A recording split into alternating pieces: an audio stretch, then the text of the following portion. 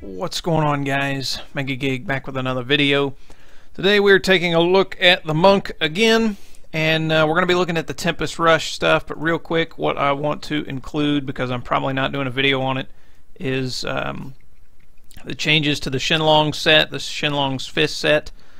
Basically, the first part of it, the first part of the two-piece bonus, the damage of your spirit generators increased by 2% now. It was 1.5 for each point of spirit you have. And then the second bonus went up from 150% to 200%. Doesn't feel like it made a huge difference on that. I'm not going to do a video on it because I cannot stand monk generator builds anymore. They aggravate me to death. But I wanted to cover that really fast because it was in the previous patch. And now on to the main chunk of the video, the main portion. We are looking at the Sun Wuko's Tempest Rush build. Now this build is a lot of fun, and we're not going to do a full build guide because the build isn't quite finished. I guess in response to the PTR, I can't think of the word I'm trying to use. In context of the PTR, I guess the build isn't quite finished. There's a lot of different things going around, so it's not going to be a build guide. We're just going to briefly go over the build. And we're going to mainly go over the changes. You can see here I'm using an esoteric alteration.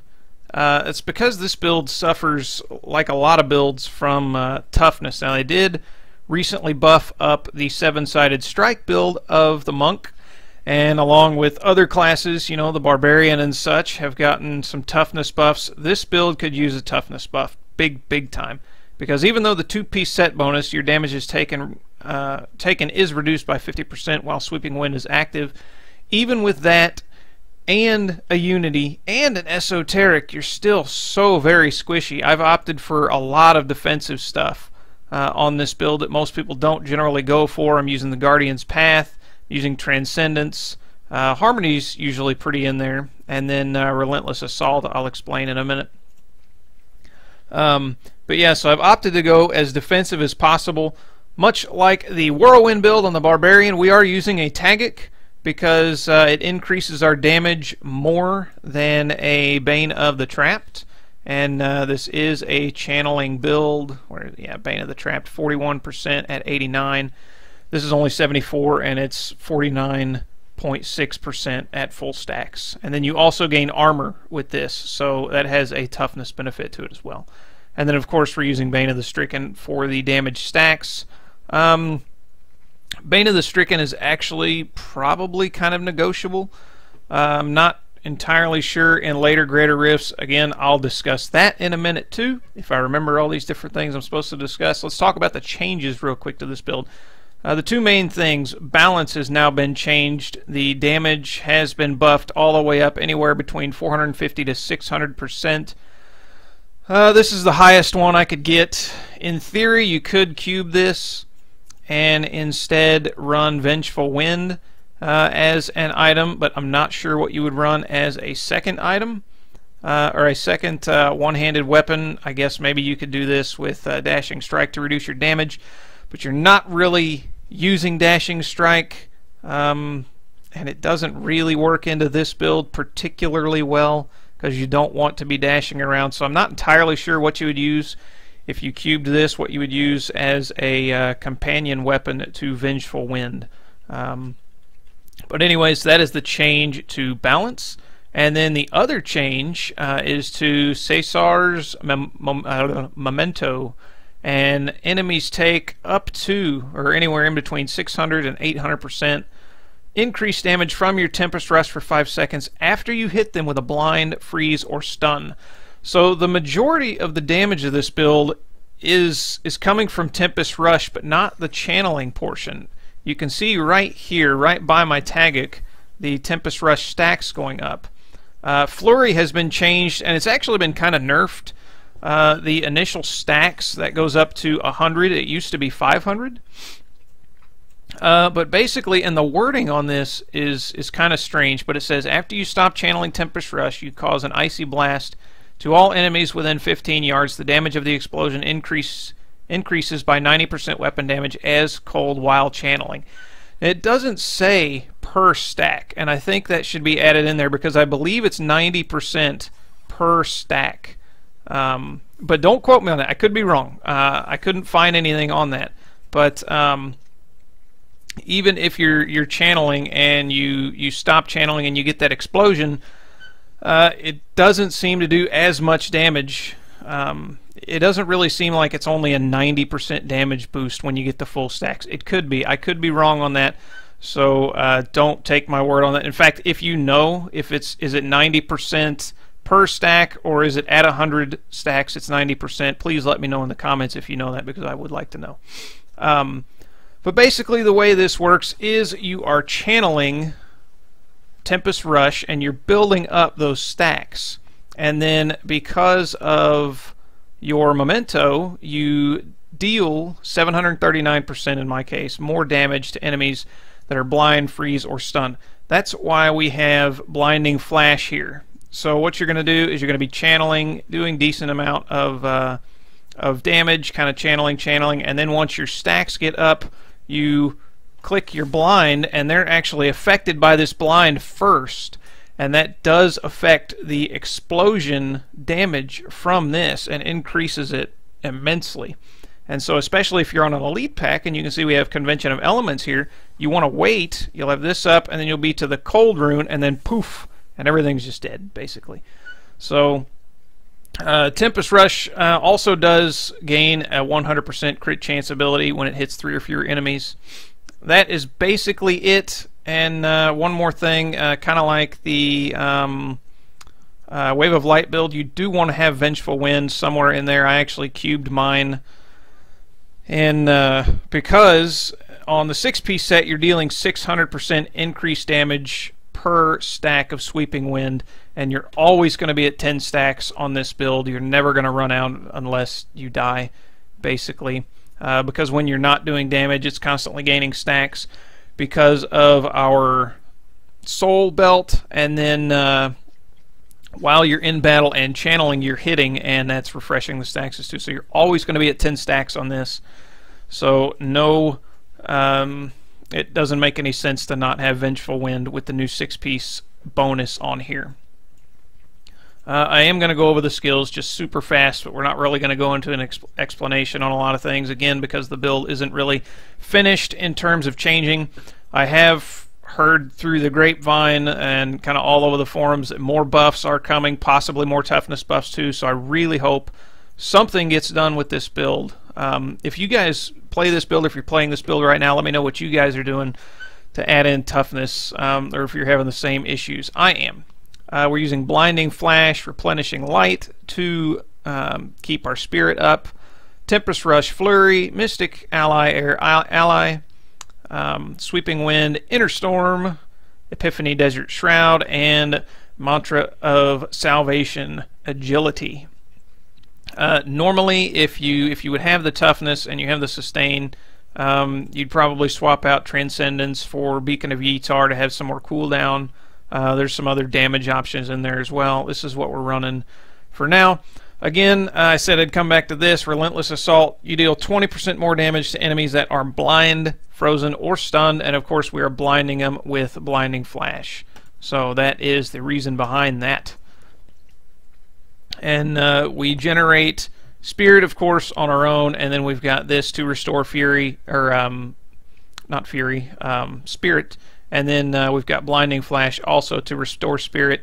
And then when we're in an elite fight, we activate this. We restore more Spirit per second, and then we also take reduced damage. And then you can also activate your mantra here to gain a little more toughness for a bit as well. Probably won't have to activate this any once you get into a rift. But yeah, that is basically the build, guys. In a nutshell, you do need the 6-piece bonus. There's no Ring of Royal Grandeur in this. And let's go ahead, and I'm just going to run a 75 again because of the toughness issue. The damage that my build is doing, even with such a low damage number right now, is plenty enough to do low to mid 80s my gear is not even close to optimized on this build.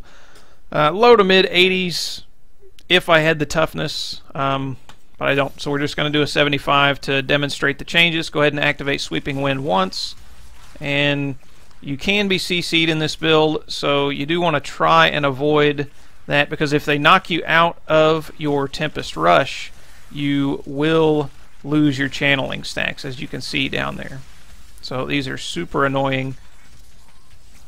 But then we're getting our channeling stacks, and then we'll blind them, and they all explode. Pretty much all of them. The more channeling stacks you have, the more damage it's going to do. When you get on an elite pack like this, you want to go ahead and just keep saving them up if you can until you get to your cold roll. Hopefully I don't get CC'd while I'm waiting for my cold roll. Hopefully I survive. I don't know if I'm going to survive. There we go. And he's dead instantly. I was doing this like a lot of people. Those are super annoying. Jeez. Like a lot of people, not running esoteric, and I was running Bane of the Trap. Some people run Pain Enhancer, which is fine too, but you will be super squishy. Come on, get out here. We're just about on our cold roll. I think. No, maybe not. We've got one more. That's alright. We'll just keep saving up stacks. We're almost to 100. And, of course we get CC'd right at 100. It would have been more beneficial to just go ahead and blow everything up, but... And now I need to repair. I've been dying a lot on this build. Come on. Alright, we're just going to go ahead and pop that. It really is all about timing. If you get heavy CC crowd control groups, you're going to have kind of a bad time, like as you can see I'm having now. Again, it'd be really nice if there was some kind of toughness added into this. I mean, Sweeping Wind is added in there, but it doesn't really... The bonus, the two-piece bonus, it doesn't really do as much as you might think, or you might hope.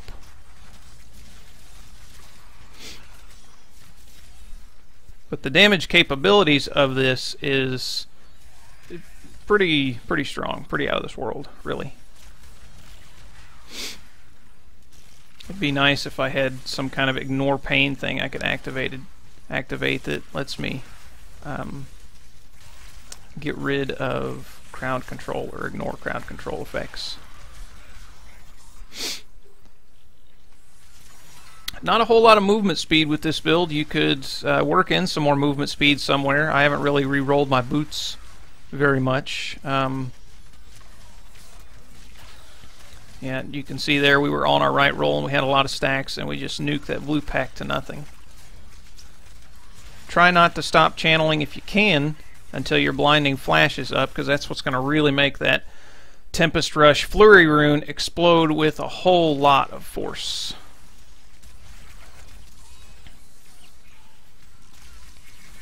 Try and make sure none of these guys have their immunity on.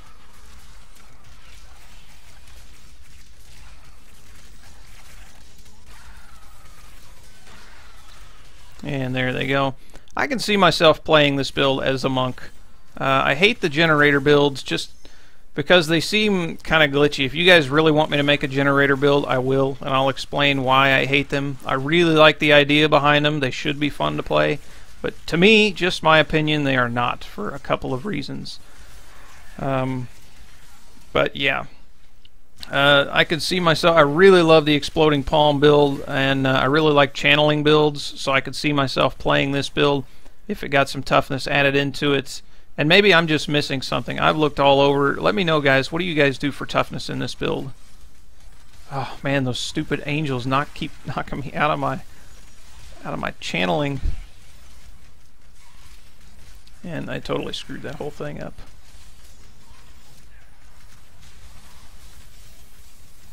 And you don't actually have to be hitting anything. Darn it.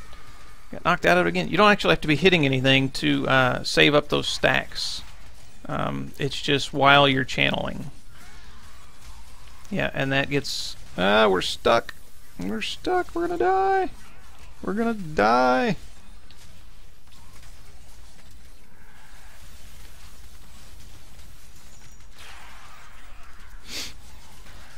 And if you get crowd controlled out of your channeling, I believe your stacks still go off, but they don't benefit from your blinding light because obviously you don't get to cast that. You're just knocked out of this build. So this is kind of like the, you know, the Barbarian Whirlwind build. Obviously it's a channeling build like that, but it's not immune to crowd control in any way, which is kind of a shame. I feel like all channeling builds should have some kind of mechanism that you can have that gives you the option to not have crowd control. I mean, I guess mitigating all crowd control seems kind of overpowered, and maybe it just works for the Barbarian alone, but I don't know. It just kind of feels like it. We're going to go ahead and pop these things. No elite pack around here? Interesting. We can blow these guys up. Poop.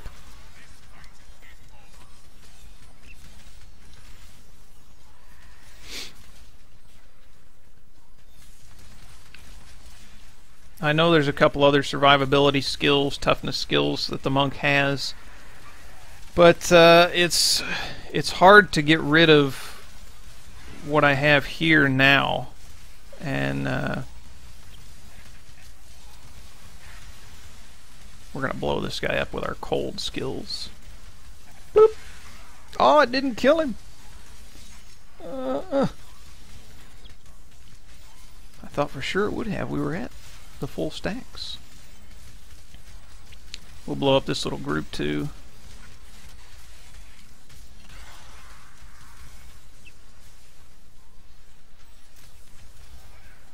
Again, I don't really main monk, so it's also a little difficult to think of some other things that may go in here better than some others.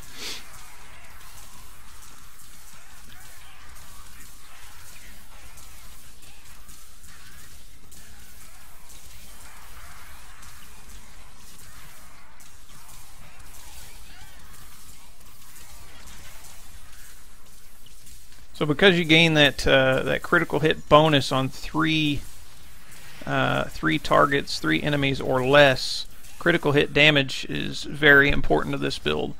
A little more so, I would say, than probably area damage if you had to pick between the two. Sometimes you pick one or the other.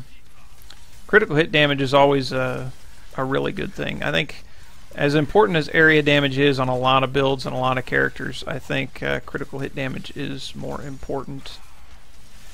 And area damage comes third. But it kind of depends. It's not a solid yay or nay thing on things, guys.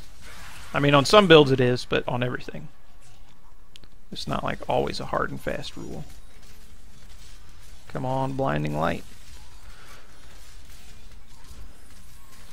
But we gain 100% chance to crit now, and we just basically save up our stacks.